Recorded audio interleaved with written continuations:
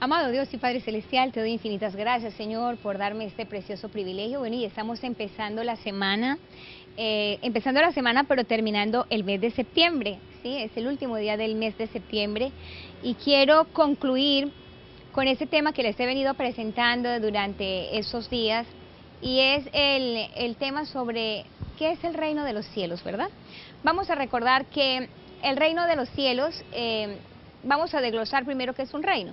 Un reino necesita 4 componentes para ser un reino. Primero que todo, un rey que reine.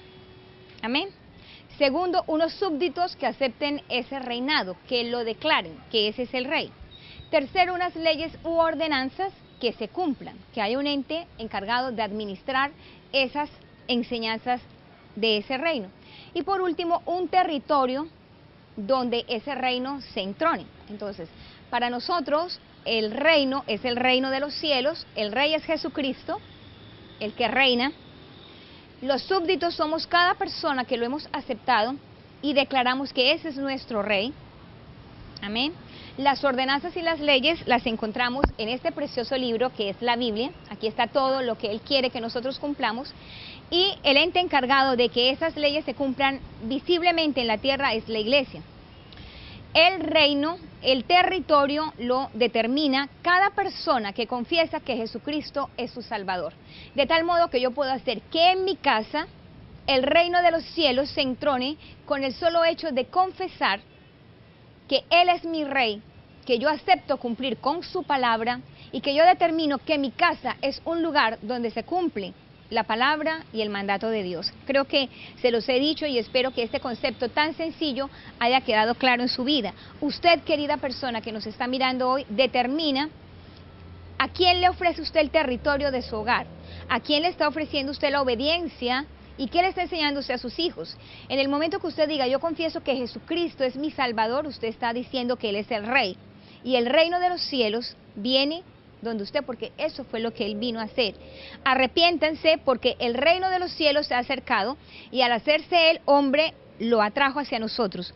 Fue el único que nos pudo haber explicado con parábolas algo tan incomprensible como es los principios del reino de Dios. Entonces concluimos que el reino de Dios, aunque nosotros nos referimos al cielo, lo podemos atraer si declaramos que ese rey que está allá es nuestro rey y que sus ordenanzas son cumplidas por nosotros.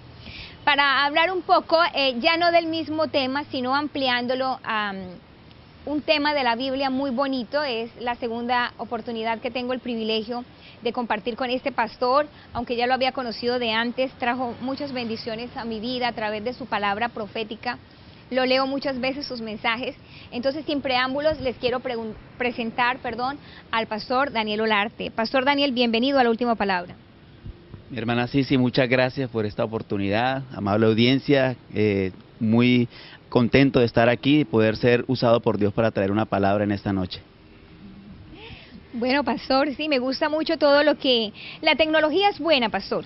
Si nosotros le damos buen uso a la tecnología, mire que nosotros no nos vemos todos los días, pero yo sigo sus comentarios y me gustan mucho y de verdad tienen mucha profundidad, porque es la palabra de Dios que usted comparte. Prácticamente lo que comparte en su Facebook es mensajes bíblicos. Y me ha comentado que usted trae un tema muy bonito, pastor. Igual, ya estamos dejando la conclusión de lo que es el tema del reino de Dios. Podemos hacer alusión, hacer un paralelo, pero yo voy a permitir que usted nos comparta de ese mensaje que Dios ha puesto en su corazón, pastor. Muchas gracias, hermana Cici. Quiero compartir esta noche un tema que el Señor pues me ha venido hablando desde hace tiempo, y precisamente lo encadenamos un poco con lo que la hermana Cici hablaba acerca del reino de Dios. Dios creó al hombre para tener comunión con Él, para tener amistad con Él.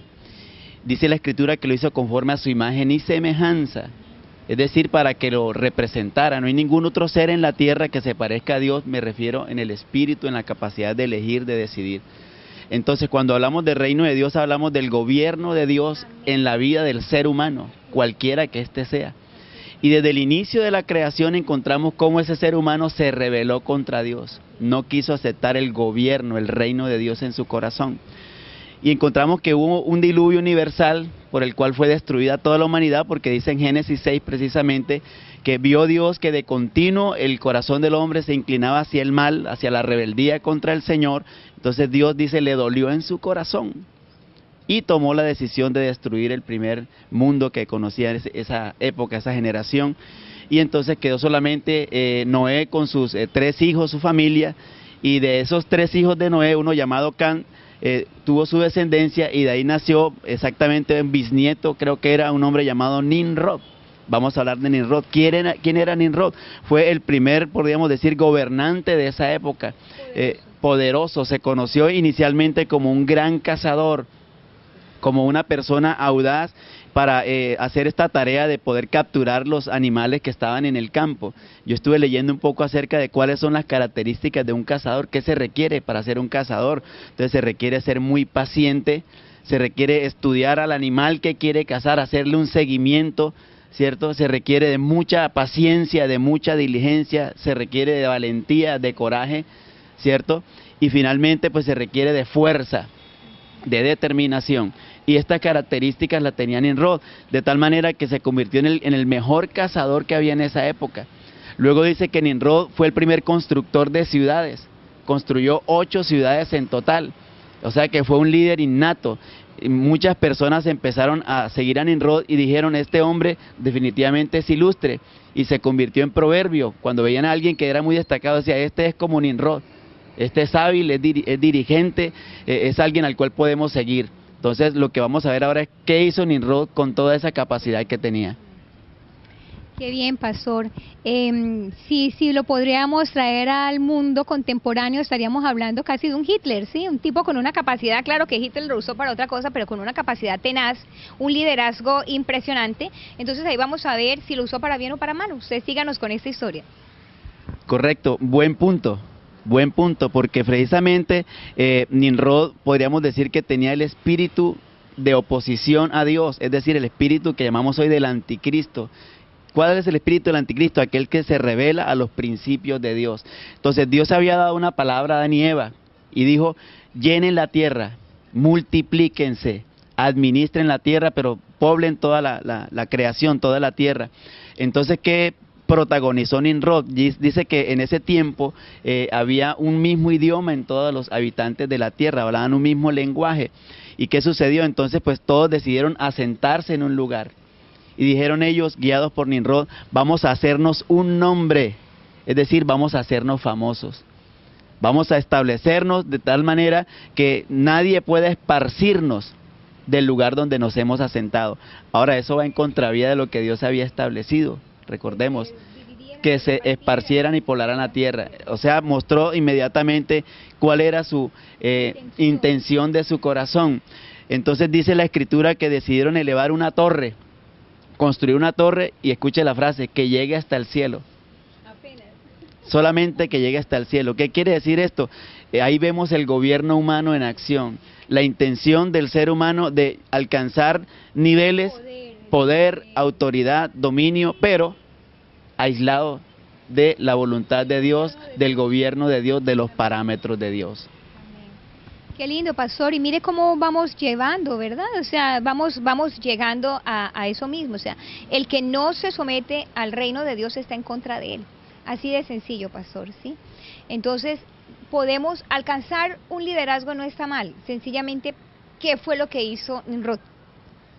Correcto, entonces en Nimrod se refleja, o Nimrod tipifica aquella persona que ha nacido con dones, talentos, habilidades. Hoy en día lo vemos muchos en muchos lugares. Hoy en día yo me asombro, como tú lo mencionabas, a través de la tecnología virtual, de la internet, cómo cada vez los niños son más precoces. Hoy en día uno encuentra muchachos profesionales ya con magíster y ocupando lugares y cargos de alta dirección, y jóvenes, 25, 26, 30 años, ¿cierto? Pero entonces ese liderazgo, si no se encausa como es debido, no glorifica a Dios, no honra a Dios. Entonces cuando no se honra a Dios, empiezan las personas a actuar de manera injusta. Entonces por eso vemos las malas administraciones, los salarios injustos. Vemos, por ejemplo, cómo en ese tiempo quisieron edificar una torre que llegara al cielo. Quisieron ellos establecerse y ser famosos. Eso es lo que buscan muchas personas hoy en día. Entonces la gente elige su propio camino según sus propios intereses, según sus propias habilidades. El ser humano fue creado por Dios con la capacidad de trazar un camino y un destino. Y me llama la atención leyendo ese pasaje que estoy mencionando, es en Génesis 10 y Génesis 11. Dice que Dios vio que estaban totalmente determinados a construir esa torre. Repito, hablaban un mismo idioma. Entonces dijo Dios, si no descendemos ahora, hubo un concilio divino, Padre, Hijo y Espíritu Santo. Dijeron, si no descendemos ahora y confundimos su idioma, van a lograr lo que se proponen. ¿Qué aprendí yo ahí? El hombre, por ser imagen de Dios, tiene la capacidad de trazarse una ruta, una meta, y con empeño y unidad de trabajo lo consigue. Entonces Dios confundió el lenguaje. ¿Y qué pasó? Tuvieron que ser esparcidos. Yo me imagino los que hablaban allá chino buscando al que hablaba chino, el que hablaba inglés buscando al que hablaba inglés para poder tomar una decisión de dónde irse, y fueron esparcidos. Finalmente, ¿qué aprendo con esto? Dios siempre cumple su propósito, Dios cumple su voluntad. Cuando Dios traza un destino, si el hombre no está involucrado en ese destino, Dios lo hace a un lado y levanta a otro que esté dispuesto a que su gobierno se establezca en su vida. Entonces, finalmente, ¿qué quiero concluir con esto? Cuando las personas fueron confundidas en su lenguaje, de hecho eso significa la palabra Babel, la torre que estaba construyendo se llamó la Torre de Babel, que significa confusión. Hoy en día, hermana Sisi y audiencia, hay muchas personas queriendo construir una torre que llegue al mismo cielo. Es decir, trazar un gobierno, trazar un liderazgo, establecer fama, reconocimiento, dejando a Dios de lado, buscando su propio protagonismo. Y lastimosamente se está viendo inclusive muchas doctrinas de error que vemos hoy, enseñando cosas que se salen aún en la iglesia, Entonces, ¿cómo están? Como estaban Nimrod, y las personas de esa época confundidos, no hablan un mismo idioma y terminan esparcidos. Jesús dijo algo, una casa dividida contra sí misma no prosperará. Entonces, el mensaje final, ¿cuál es? Jesucristo, dice la Escritura, Él mismo habló y declaró, yo soy el camino. ¿Quieres llegar al cielo? ¿Quieres estar en comunión con Dios? ¿Quieres conocer y hacer la voluntad de Dios? No hay otro camino. Jesucristo es el camino. Muchas personas dicen, yo vivo mi vida como yo la quiero vivir, ¿cierto? Pero Jesús dijo, yo soy la vida. Sí, es decir, no hay otra forma de vivir mejor que la vida que Jesucristo establece en su palabra. Y finalmente, muchas personas creen tener su propia verdad, ¿cierto? Y están convencidos de eso. Pero Jesús dijo, yo soy la verdad. No hay ninguna otra verdad. Él es la verdad absoluta y lo dejó plasmado en su palabra. Y tú y yo y los que están ahí escuchando, que caminan con Dios, saben que vivir con Cristo es la verdad. Vivir con Cristo es vivir en abundancia, y andar con Cristo es el camino que nos lleva al cielo. Qué lindo mensaje, pastor. Vamos a permitir que nuestros televidentes vayan un momento a esa época de la Torre de Babel, y luego concluimos con una palabra profética que sé que Dios va a poner en su corazón para que tanto los unos como los otros, pastor, tanto los que están construyendo sus emporios empresariales, sus vidas alejados de Dios, creyendo que tienen aquella capacidad que de hecho el hombre puede triunfar independientemente hasta que Dios llega y confunde sus lenguas. Quiero hablar de parte de Dios a tu vida, a tu corazón en esta hora. Sé que como seres humanos tomamos decisiones, tenemos la capacidad de elegir.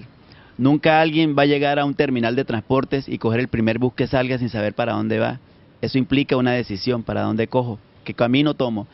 Y seguramente como nosotros o muchos de nosotros hemos tomado decisiones en la vida, a veces muchas de ellas erradas, quiero decirte que aún hay tiempo de corregir.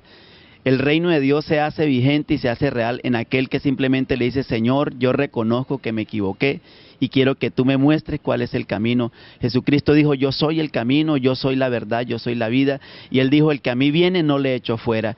Jesucristo trazó una ruta específica y dijo algo poderoso y contundente, yo soy la puerta, el que por mí entrare será salvo. Entonces yo dejo esa palabra en tu corazón y te digo que si repites conmigo 2, 3 frases sencillas, Señor, te entrego mi vida, perdona mis pecados y quiero caminar contigo, el Señor hará una obra sobrenatural en tu vida y cambiará tu lamento en baile, tu tristeza en alegría y tu oscuridad en la luz admirable de su gloria. Dios te bendiga.